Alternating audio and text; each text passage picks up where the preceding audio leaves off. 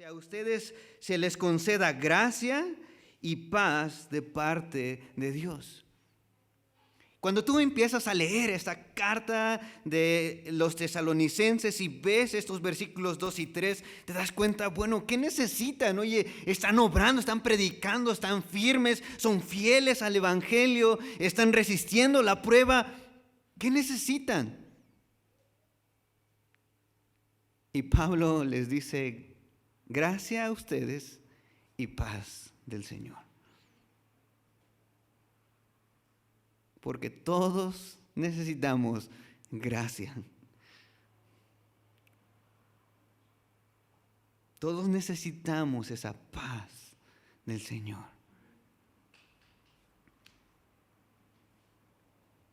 Esta iglesia era joven y no habían recibido mucha doctrina, muchas prédicas de Pablo tampoco fueron expuestas en esta iglesia, pero vemos que el evangelio había sido predicado y el Espíritu Santo estaba obrando en esta iglesia. Y dice este pasaje que Pablo estaba siempre agradecido, estaba constantemente agradecido con Dios porque es evidente el fruto del evangelio. Él estaba emocionado, él estaba agradecido, él estaba deleitándose en el poder del Señor, viendo cómo estos hombres y mujeres estaban predicando el evangelio, se estaban uniendo y estaban creciendo en su fe.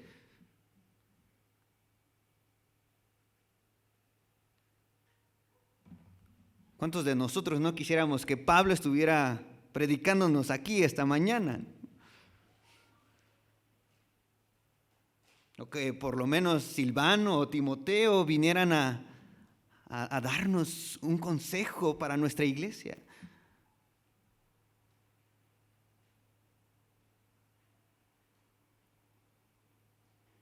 Pero la obra del Señor es poderosa. Y cuando vemos esa obra debe de ser un deleite para nuestro corazón. Y de nuestro corazón debe de brotar gratitud. Y Pablo decía, estoy siempre agradecido con el Señor. Tú que ves a tus hermanos aquí, ¿te sientes agradecido? ¿Te deleitas en ver, mira, el Señor nos está rescatando?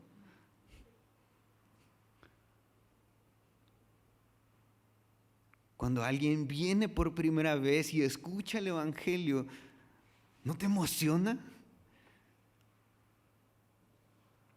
Pablo estaba muy emocionado y muy agradecido porque eso es obra de Dios. El que tú y yo estemos aquí es obra de Dios.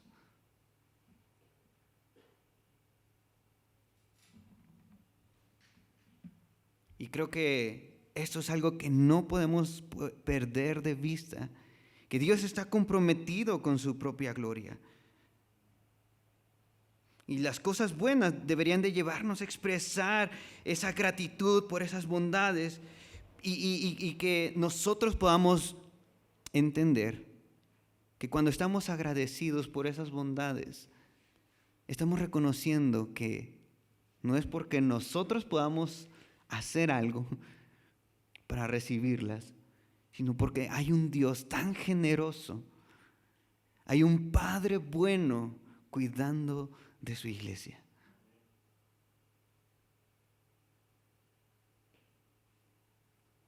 ¿Cómo te encuentras con el deber de dar gloria a Dios por medio de la gratitud? Si hacemos un examen rápido, en la iglesia cristiana Coram Deo, ¿hay evidencias del fruto del evangelio?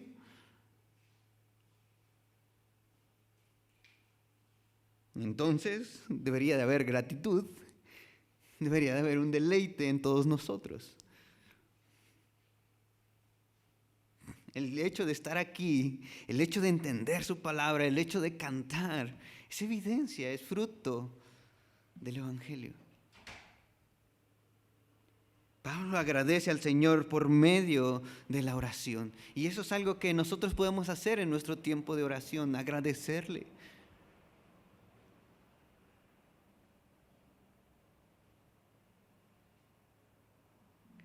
El medio espiritual de la gratitud es el acordarse de ellos en las oraciones. Es lo que dice Pablo. El medio espiritual que utiliza Pablo para estar agradecido es orar al Señor y acordarse de todos ellos. ¿Te acuerdas de tus hermanos y oras por ellos? Cuando vas a los grupos en casa, estos grupos misionales, ¿oras por tus hermanos? ¿Te gozas por ello?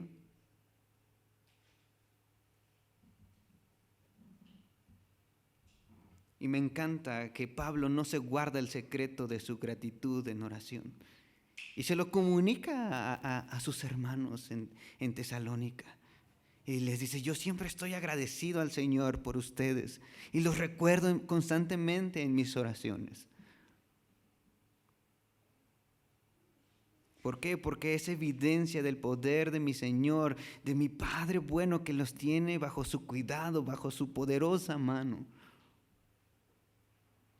En la oración, Pablo recuerda el espíritu cristiano de la comunidad joven de Tesalónica y recuerda estos aspectos interesantes y que debemos de resaltar: su fe activa, su amor manifiesto y su esperanza firme.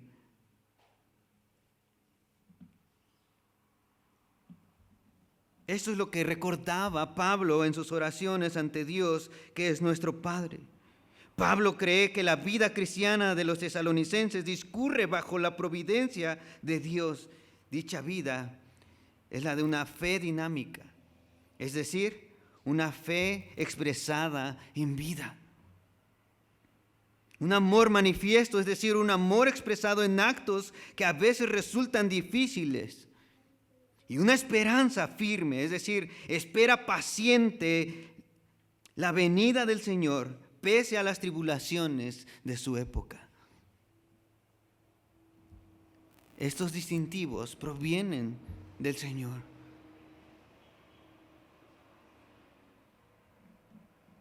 Y por eso me encanta ver lo que está escribiendo Pablo y la manera en que está agradecido con el Señor, porque ve los efectos del Evangelio y está viendo que hay una fe firme en la iglesia.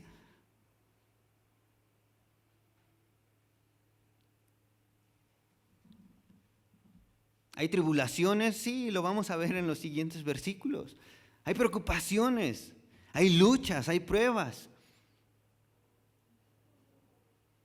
Pero ellos se mantenían con una fe viva,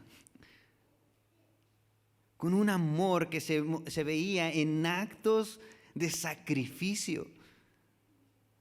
Me encanta la palabra trabajo de amor porque está hablando de un trabajo arduo, un trabajo que nos cuesta, que nos desgasta, que nos cansa, pero lo estaban haciendo porque es un trabajo de amor.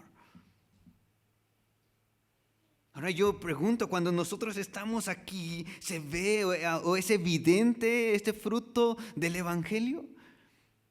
¿Hay un trabajo de amor entre nosotros?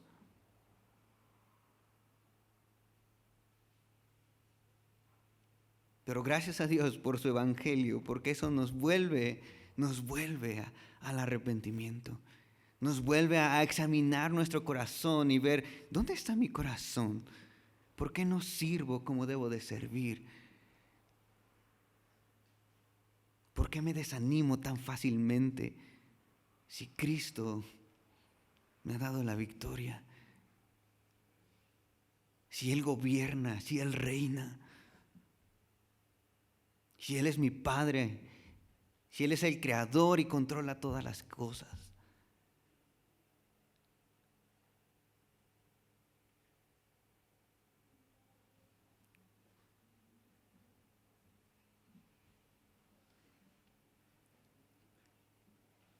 La semana pasada se oraba por un avivamiento y es el Evangelio que trae el verdadero despertar de cada alma y de cada corazón. El Evangelio conduce a la iglesia a vivir en fe, no en temor, no en cobardía, a tener un amor que es evidente en las acciones sacrificiales y pone la esperanza en el día en que Cristo venga por segunda vez. Por eso prediquemos más el Evangelio en medio de nuestros temores. Divulguemos el Evangelio a nuestra apatía y en nuestras limitaciones de servir a la comunidad. Entre los vecinos, perseveremos más en anhelar la venida del Señor. Y porque creo en este Dios de los tesalonicenses, sé que esto también sucederá en nuestra iglesia. Sé que también sucederá en esta iglesia. El fruto del Evangelio es evidente en tus actitudes y acciones, pero también es evidente cuando tú predicas este Evangelio. Dice el versículo 6 al 8, dice: y ustedes llegaron a ser imitadores de nosotros y del Señor, habiendo recibido la palabra en medio de mucha tribulación, y subrayen, con el gozo del Espíritu Santo, de tal manera que llegaron a ser un ejemplo para todos los creyentes en Macedonia y en Acaya. Porque saliendo de ustedes, la palabra del Señor se ha escuchado no solo en Macedonia y Acaya, sino que también por todas partes la fe de ustedes en Dios se ha divulgado, de modo que nosotros no tenemos necesidad de decir nada. ¿Te puedes poner a pensar un momento lo que estaba sucediendo? Imagínate, no había los mismos medios que hoy tenemos en que se puede divulgar una noticia. No había transmisión en vivo. Pero Pablo estaba esperando noticias de los tesalonicenses. Imagínate, él dejó esta iglesia apenas si estaba siendo plantada y tuvo que salir porque lo andaban buscando, lo andaban persiguiendo, y él sale de este lugar y tiene que esperar noticias de los tesalonicenses. Y un pastor con inseguridades, como yo, estaría así como de, híjole, ¿y qué pasó, no? ¿Y qué hicieron? ¿Se siguieron reuniendo? ¿Sí fueron a escuchar la predicación? ¿Sí cantaron hoy? ¿Siguen sirviendo? Pero imagínate cuando llega Timoteo y Silvano con estas noticias. ¿Sabes qué? Los de Tesalónica están predicando el Evangelio. Están comunicando que Cristo es el único Salvador.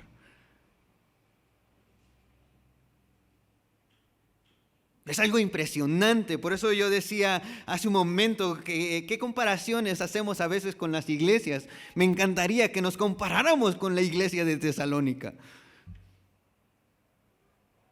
Porque esta iglesia la vemos y la vemos respondiendo a la obra poderosa del Evangelio. Y es el Evangelio que a ti y a mí nos motiva para predicar el Evangelio. No te pregunto a cuántas personas le has predicado esta semana el Evangelio. Pero lo que sí quisiera saber y que tú analizaras en tu corazón, ¿realmente estás comprometido con esta misión que Dios nos ha dado a ti y a mí?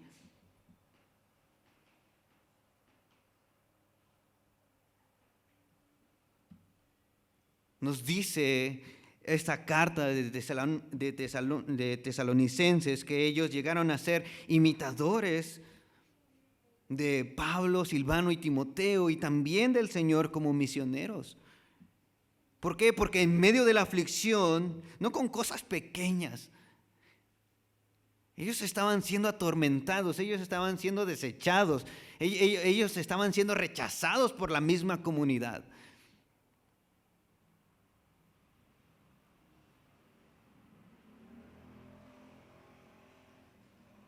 Y dice que en medio de esta aflicción, de esta persecución, ellos estaban predicando el Evangelio. A nosotros nos dicen, enciérrate 40 días, ¿no? De que después se convirtieron en, ¿qué? 2 años. Y ya se nos olvidó predicar el Evangelio. Pero por eso tú y yo necesitamos escuchar alabanzas que nos recuerden el Evangelio. Para predicar el Evangelio. Recordarnos de qué se trata el Evangelio. ¿Por qué estoy aquí? ¿Lo merezco? No, porque sin mí no funciona la iglesia. Es por la pura gracia y obra del Señor en nuestras vidas. El Evangelio había sido creído, por lo tanto podían compartirlo, aunque eso significara que ellos serían desechados o menospreciados, aún incluso perseguidos. Siguiendo el ejemplo de Pablo, Silas y Timoteo, divulgaban la palabra del Señor en Macedonia y Acaya y en todo lugar. Macedonia era la provincia al norte de Grecia y Acaya estaba al sur. Así que en todo ese gran país se había extendido el Evangelio de Cristo. ¿Por quién? Por una iglesia joven. A veces me encanta escuchar cuáles son los planes de una iglesia. ¿Por qué? Porque en medio de esos planes a veces se trata de solidificar la iglesia y después salir a predicar. Pero no es lo que el Señor nos enseña ni nos muestra en un ejemplo como este. Cuando tú vas a Hechos, ellos predicaban el Evangelio. Cuando tú estás leyendo todo el libro de los Hechos, ellos estaban predicando el Evangelio. La buena noticia llega a la iglesia y la iglesia empieza a predicar el Evangelio. Mis hermanos, no olvidemos nuestro deber.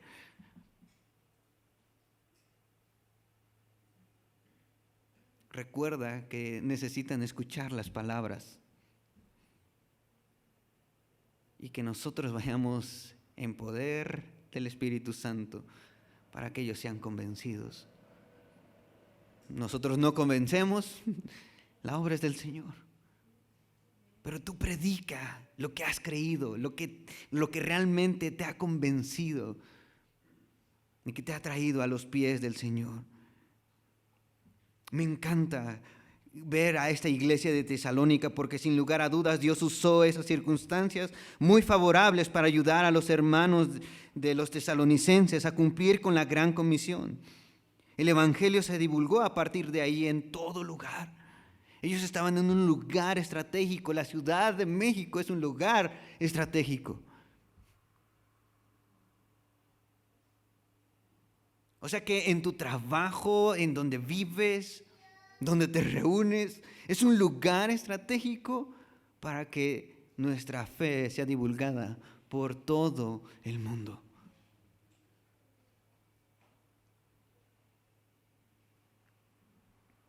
El Evangelio da fruto en el corazón de cada creyente. Y cada vez que vemos la misión que se nos ha encomendado, no podemos quedarnos quietos. Si hemos recibido con gozo esas buenas nuevas, con gozo debemos de divulgar ese Evangelio.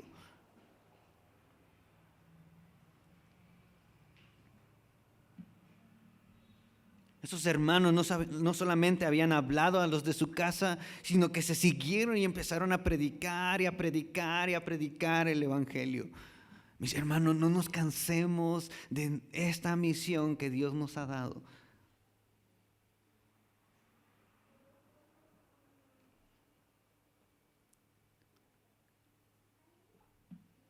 Esta buena noticia no es cualquier cosa. A veces estamos ideando qué le vamos a decir a esas personas que no conocen el Evangelio. Estamos ideando debates, ¿no? Creamos nuestro chic, ¿no? Nuestro folletito. Y no está mal. Pero mis hermanos, debe de haber esta convicción primeramente en nuestro corazón para que nosotros no perdamos esa pasión por esta misión. Nuestros trabajos deben de ver las obras que evidencian nuestra fe. La ama de casa tiene la oportunidad valiosa de divulgar su fe con sus hijos, con las vecinas, con las personas que están a su alrededor. El que trabaja, al ser honesto, tú estás dando este refuerzo de las palabras que predicas. Al ir con el amigo, al salir de viaje, al conectar con otras personas, tú puedes divulgar tu fe.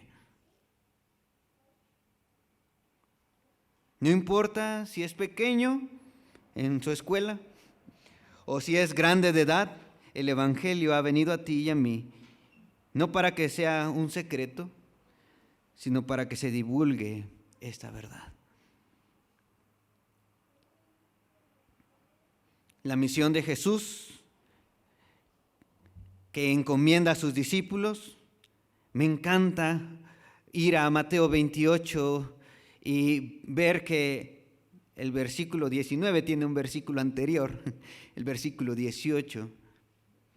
Y Jesús no envía a sus discípulos a ser discípulos sin primero mencionarles que toda potestad le ha sido dada en el cielo y en la tierra.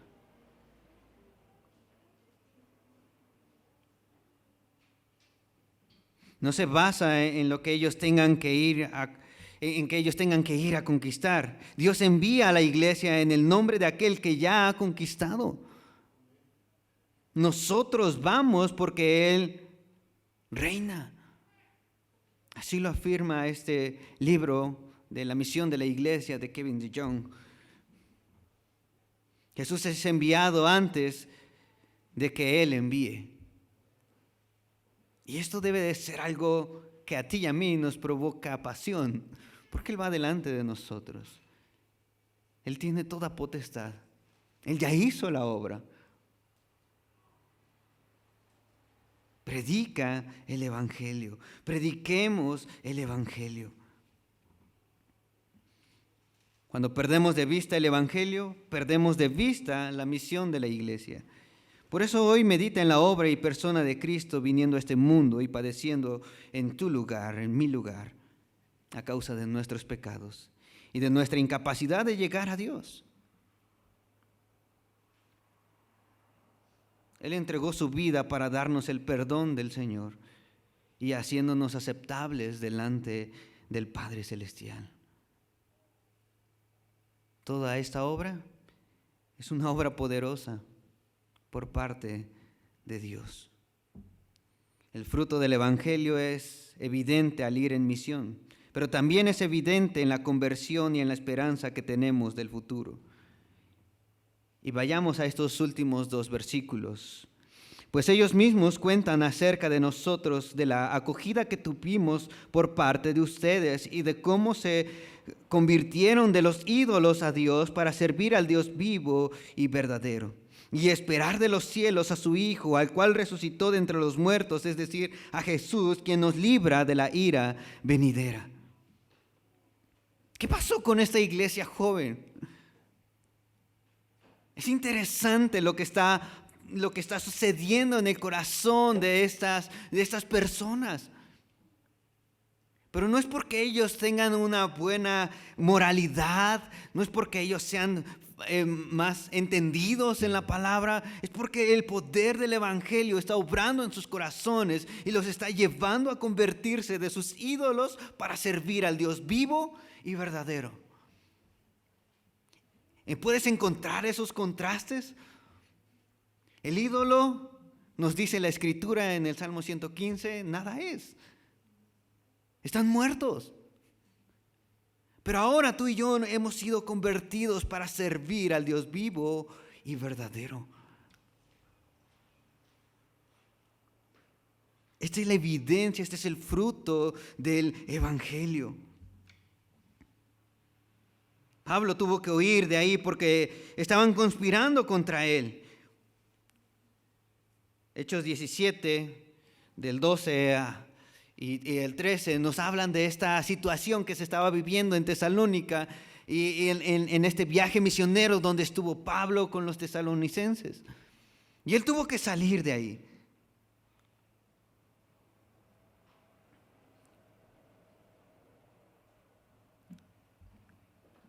¿Y qué hace Pablo?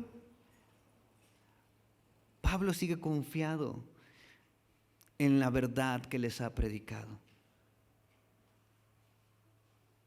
Mis hermanos, no nos cansemos de escuchar el Evangelio.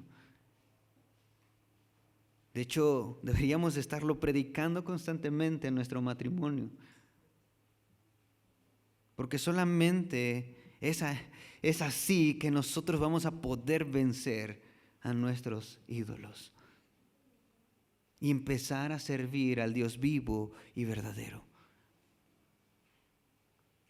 Cuando tú le predicas a tu hijo el Evangelio, te vas a dar cuenta que van a empezar a romperse esos ídolos en los cuales él confía. Esos temores, esas incertidumbres en las cuales él está viviendo.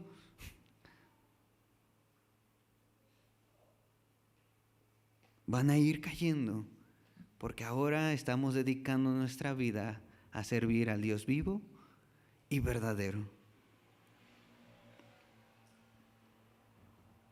Pablo sigue agradecido por la obra de fe de los tesalonicenses. Y también algo que hace el Evangelio es llevarnos a romper con esta idolatría. La idolatría es aquello que está reemplazando a Dios. La pregunta más básica que Dios formula al corazón de cada humano es: ¿acaso algo o alguien más, además de Jesucristo, ha tomado el dominio de la confianza, la preocupación, lealtad, servicio, temor y deleite funcionales de tu corazón? Esta es una pregunta diagnóstico para saber dónde está nuestro corazón. Si todavía estamos adorando a un Dios muerto, o si estamos sirviendo al Dios vivo y verdadero. ¿Acaso algo o alguien más, además de Jesucristo, ha tomado el dominio de la confianza, la preocupación, lealtad, servicio, temor y deleite funcionales de tu corazón? ¿Qué o a quién buscas como estabilidad, nutrición, seguridad y aceptación? ¿Qué es lo que realmente quieres y esperas de la vida? ¿Qué es lo que realmente te haría feliz? ¿Qué es lo qué es lo que te haría una persona aceptable? ¿Dónde buscas el poder y el éxito? Estas preguntas u otras similares sacan a la luz si servimos a Dios o a los ídolos, si buscamos la salvación en Cristo o a otros falsos salvadores. Imagínate estar viviendo en un tiempo de los tesalonicenses y saber y escuchar de muchos ídolos, de muchos dioses y de muchos altares. Y dice Pablo en su carta que ya se escuchó que ellos han abandonado esos ídolos y ahora se han convertido para servir al Dios vivo y verdadero. Mis hermanos, yo sé que tú y yo luchamos con ídolos. Sé que a veces hay cosas que nos hacen sentirnos más aceptables que Jesucristo. Pero solo Jesucristo realmente nos hace aceptables ante Dios. No es el ministerio, no son las muchas oraciones, es Cristo. El Evangelio viene y nos da la belleza de Cristo, la gloria de Dios, para que en esa belleza nosotros rompamos con aquellos que nos ofrecen una salvación como la que esperamos. El ídolo, recuerda, está muerto, pero nos encanta pensar que tiene algún poder o algo para sustentarnos. Un ídolo, entonces, es cualquier cosa más fundamental que Dios para tu felicidad, tu significado de vida y tu identidad. Pero hoy, recuerda, tienes que romper con ello.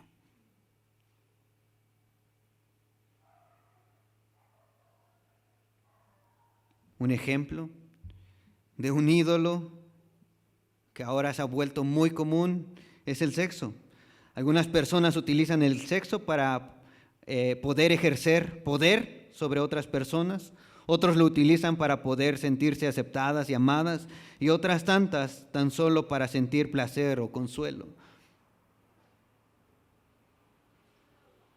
Y eso domina su corazón y sus pensamientos, y no pueden escapar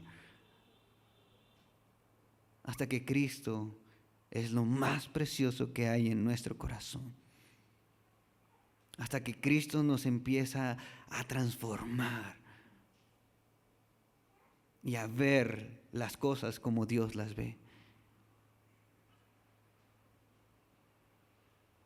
El sexo dentro del matrimonio para disfrutarse entre hombre y mujer todas las veces que quieran, todo lo que se pueda, no para sentirse aceptados, sino para dar amor, para glorificar al Señor, porque ese fue el diseño.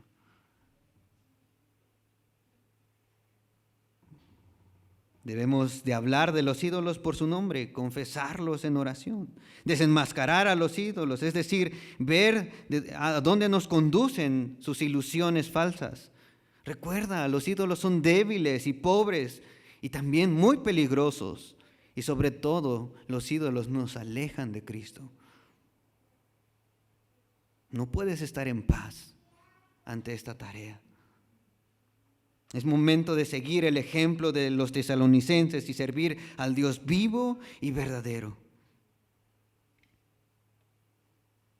Tú y yo necesitamos venir al Señor, venir a la cruz una vez más y recordar